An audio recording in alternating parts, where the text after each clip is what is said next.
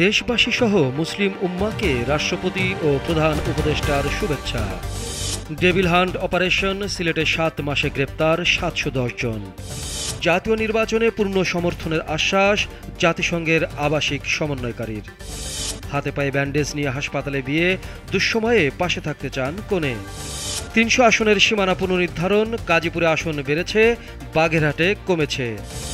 যুক্তরাষ্ট্র থেকে ফেরত পাঠানো হলো আরও 30 বাংলাদেশিকে। ডেঙ্গু আক্রান্ত হয়ে হাসপাতালে ভর্তি আরও 158 জন।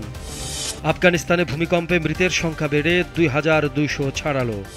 চীনের হাসপাতাল জাহাজ সিল্ক রোড আর্ক প্রথম বিদেশ মিশনে যাত্রা করল। সুন্দর ফুটবলে জয়ের আনন্দে বাছাই পর্ব শুরু স্পেনের। পবিত্র ঈদে মিলাদুন্নবী সাল্লাল্লাহু আলাইহি ওয়াসাল্লাম উপলক্ষে রাষ্ট্রপতি মোহাম্মদ শাহাবুদ্দিন ও প্রধান উপদেষ্টা অধ্যাপক মোহাম্মদ ইউনুস শুক্রবার পৃথক বাণীতে বাংলাদেশসহ বিশ্বের মুসলিম উম্মাকে শুভেচ্ছা জানিয়েছেন। আগামীকাল শনিবার সারা দেশে যথাযোগ্য ধর্মীয় মর্যাদা ও ভাব গাম্ভীর্যের মধ্য দিয়ে পালিত হবে এ দিনটি। সিলেট মেট্রোপলিটন এলাকায় শুরু হওয়া অপারেশন ডেভিল হান্টের আওতায় এখন পর্যন্ত মোট 710 জনকে গ্রেপ্তার করেছে পুলিশ। ইউএনবির এক প্রতিবেদনে বলা হয়েছে, রাজনৈতিক সহিংসতা, অস্ত্রধারী সন্ত্রাসী ও অপরাধমূলক কর্মকাণ্ডে জড়িত ব্যক্তিদের আইনের আওতায় আনার উদ্দেশ্যে এই অভিযান পরিচালিত হচ্ছে। স্বরাষ্ট্র মন্ত্রণালয়ের তত্ত্বাবধানে চলতি বছরের 9 ফেব্রুয়ারি রাতে শুরু হয় অপারেশন ডেভিল হান্ট। জাতিসংঘের আবাসিক সমন্বয়কারী গুইন লুইস বলেছেন, বাংলাদেশে আগামী ফেব্রুয়ারির জাতীয় নির্বাচন দেশের গণতান্ত্রিক উত্তরণের জন্য অত্যন্ত গুরুত্বপূর্ণ। তিনি নির্বাচন কমিশনকে সহায়তা ও নির্বাচনকে অবাধ, সুষ্ঠু ও শান্তিপূর্ণ করতে জাতিসংঘের পূর্ণ সমর্থনের আশ্বাস দিয়েছেন। বিয়ের আয়োজন মানেই আনন্দ উল্লাসে সাজানো মঞ্চ, ফুলে মোড়া আসর আর অতিথির কোলাহল। কিন্তু মানিকগঞ্জে দেখা গেল একদম ভিন্ন চিত্র।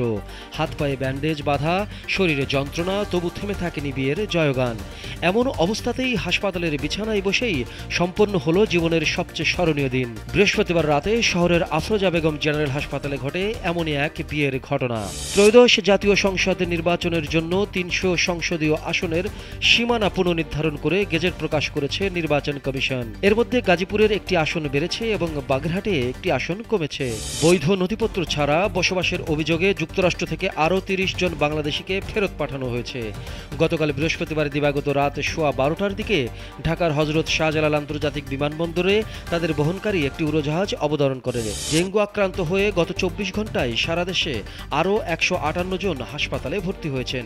আজ শুক্রবার স্বাস্থ্য অধিদপ্তরের হেলথ ইমার্জেন্সি অপারেশন সেন্টার ও কন্ট্রোল রুম থেকে পাঠানো এক সংবাদ বিজ্ঞপ্তিতে এ তথ্য জানানো হয়েছে।